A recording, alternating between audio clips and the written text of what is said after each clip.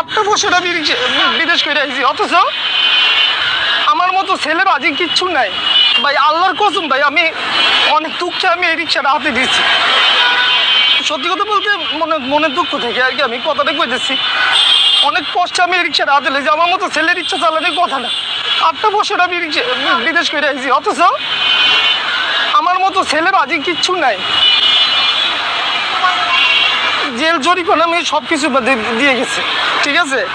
Jail খাইতে পারবে, বাংলাদেশে আসছে। আপনার তো সমর্থন দেন, আমি কি করবো? আমার কাছে তো সেই টাকাও নেই, অনেক ঋণগ্রস্ত ভাই আমি, ঠিক আছে। এই কারণে এই পেশাটা বাইছে নিয়েছি ভাই। এরপরও পুলিশের জ্বালায় গাড়ি চালানোর মতো কোনো ব্যবস্থা নেই। একটা অটো নিছি, অন্য কোনো কাজও তো ঠিক মতো যাই না, ঠিক আছে। প্রবাসে আসিলাম, আজকে আমি 1-1.5 মাস ধরে রিক্সা চালাইতেছি, এর মধ্যে 2বার পুলিশে গাড়ি ধরছে। আমার এই টাকাটা কই থেকে আসে ভাই? আমি তো কোনো সাধারণ শ্রমিক, ঠিক আছে। বাস এটাই আমার কথা। আমি যে মানে আমার লোন ছিল, আমি লোনগুলো অনেকগুলো শোধ করছি, অনেকগুলো মানে শোধ করতে পারিনি। কেবল আমি লাইনে উঠছিলাম, এর মধ্যে আমার পুলিশে ধরছে।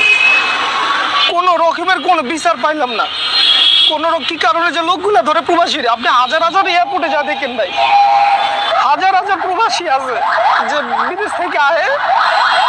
কোনো রকমের কোনো মানে অনেক মানুষ বৈধ আছে ভাই। বাংলাদেশের এম্বাসি কোনো রকমের কোনো খোঁজ খবর রাখে না।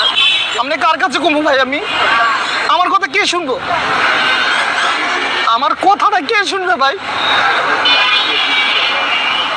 ভাই অনেক কষ্ট হয় ভাই। সদস্য চলার চলতে অনেক কষ্ট হয় ভাই আমার, ঠিক আছে।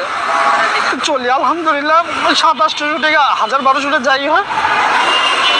গাড়ি ভাড়া দিয়ে 4-500 টাকা যাই হয় ভাই, চলি। আমার মা একজন অসুস্থ, চিকিৎসা করা লাগে, ঠিক আছে। বাস এটাই আর কিছু।